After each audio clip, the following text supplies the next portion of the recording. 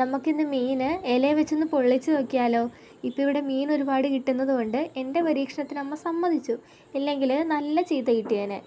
ആദ്യം തന്നെ കല്ലിലോട്ട് കുറച്ച് ചെറിയ ഉള്ളിയും വേപ്പിലയും കൂടി ഇട്ടിട്ട് നന്നായിട്ടൊന്ന് ചതച്ചെടുക്കാം. എൻ്റെ ചതക്കിൽ ശരിയായില്ല എന്ന് പറഞ്ഞിട്ട് അമ്മ എൻ്റെ കയ്യിൽ നിന്ന് വാങ്ങിക്കൊണ്ടുപോയി. അവരൊക്കെ ഇതിൽ ഭയങ്കര എക്സ്പേർട്ടാണല്ലോ. എന്നിട്ട് ചതച്ച ഉള്ളിയും മീനും കൂടി ഇട്ട് നന്നായിട്ടൊന്ന് പുരട്ടി വെക്കാം. പിന്നെ ഒരു പാൻ വെച്ചിട്ട് അതിലൊരു ഇലയും കൂടെ വെച്ച് നമുക്ക് നേരത്തെ പുരട്ടി വെച്ച മീൻ ഇതുപോലെ ഓരോന്നോരോന്നായിട്ട് വെച്ച് കൊടുക്കാം. എന്നിട്ടൊരു 5 മിനിറ്റ് നമുക്ക് അടച്ചു വെച്ച് വേവിക്കാം. അപ്പോൾ അതിൻ്റെ ഒരു ഭാഗം സെറ്റായി കിട്ടും. പിന്നെ തുറന്നു നോക്കാൻ നേരം നമുക്കിത് കരിഞ്ഞതുപോലെ തോന്നുമെങ്കിലും ഇതാണ് അതിൻ്റെ ശരിക്കുള്ള ഭാഗം. അതിൻ്റെ പുറം ഭാഗം മാത്രമായിരിക്കും കരിഞ്ഞിട്ടുണ്ടാകുന്നത്. ഇത് നമുക്ക് വേറൊരു പാത്രത്തിലോട്ട് മാറ്റാം. ഒരു ഇല വെച്ചിട്ട് വേണം അത് തിരിച്ചിടാൻ വേണ്ടിയിട്ട്.